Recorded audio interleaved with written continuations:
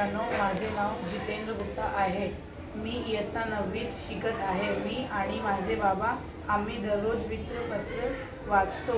वृत्तपत्रामुळे आम्हाला जगाचे व देशाचे बातम्या वाचायला मिळते। मला वर्तमानपत्र वाचायला खूप आवडते। रोज सकाळी उठल्याबरोबर मी वर्तमानपत्र वाचते।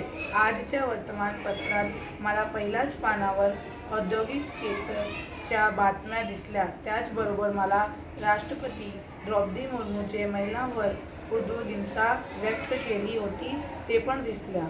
त्याचबरोबर मला तिसऱ्या पानावर मुंबई ते अयोध्या रेलगाडी सुरू करण्याची घोषणा केली आणि वस्त्र मंत्रालयाद्वारा दिलेल्या साडीच्या जाहिरात दिसल्या। त्याच्या प्रदर्शन आणि विक्री नेहरू सेंटर इथे आहे। भारत व दक्षिण आफ्रिकेच्या सामन्यामध्ये भारत विजयी झाल्याबद्दल भारताने कॅप्टन रोहित शर्माचे भरभरून कौतुक केले असे काही अनन्यसाधारण बातम्या वाचल्या। मला ते वाचून खूप मार्गदर्शन व प्रोत्साहन मिळाले। वर्तमानपत्राचे महत्त्व खूप आहे। मी वर्तमानपत्राचे अधीन आहे।